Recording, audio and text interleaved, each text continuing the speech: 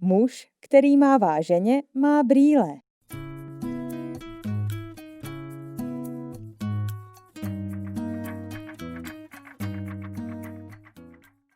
Bonjour et bienvenue sur la chaîne de Vernet Cognition.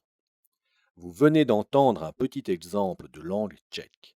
C'est elle que nous allons analyser aujourd'hui. Le tchèque fait partie des langues slaves occidentales avec le polonais, le slovaque et le sorabe. Le tchèque était une langue européenne importante jusqu'en 1620. Ensuite, dans l'Empire austro-hongrois, l'allemand a pris le pas. Au XVIIIe et XIXe siècle, un effort important a été fourni pour lui redonner son lustre d'antan. Néanmoins, l'allemand a gardé de l'importance jusqu'à la fin de la Première Guerre mondiale. Le pragois Franz Kafka, qui écrivait en allemand, en est un bon exemple. Langue indo-européenne, le tchèque est une langue flexionnelle. Contrairement au français, elle comporte des déclinaisons au nombre de 7.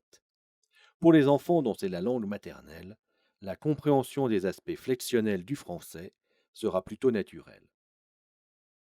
Au niveau phonologique, le tchèque ne connaît pas le on, le en, le un, le u ni le e. En revanche, il comporte des voyelles longues et des voyelles courtes, ce qui n'est pas le cas chez nous. Il possède aussi des diphtongues. Le R tchèque n'est pas le même que le R français. Mais, comme en français le phonème R peut se réaliser phonétiquement de plusieurs façons sans changer le sens, cela ne pose aucune difficulté, ni en production, ni en transcription. Le tchèque possède le masculin et le féminin pour les gens et pour les choses.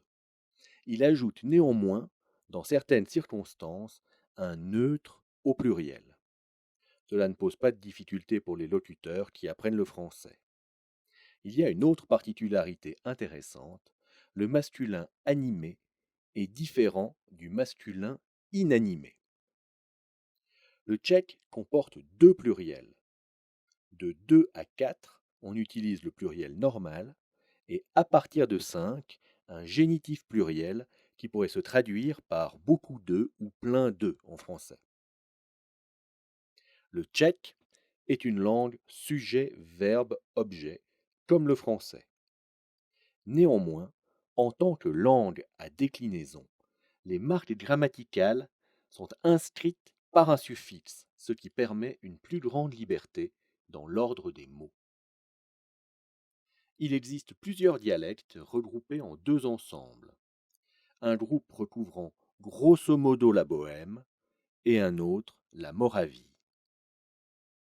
L'alphabet tchèque est issu de l'alphabet latin, augmenté de signes diacritiques. L'orthographe est phonographémique.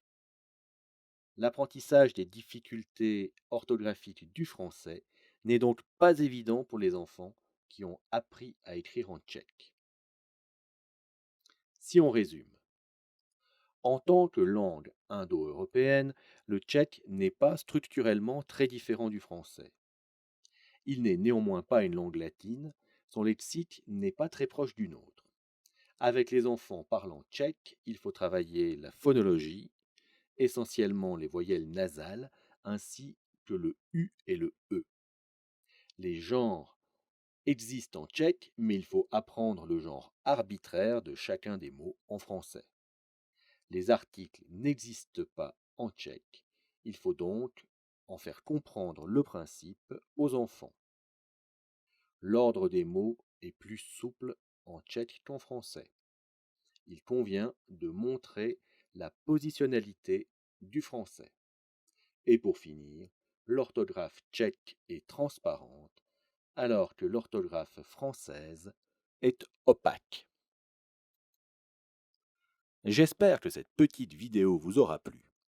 Si c'est le cas, mettez un like, abonnez-vous et partagez. Cela m'encouragera à présenter d'autres langues. Et je vous retrouve très bientôt pour une nouvelle analyse de langue.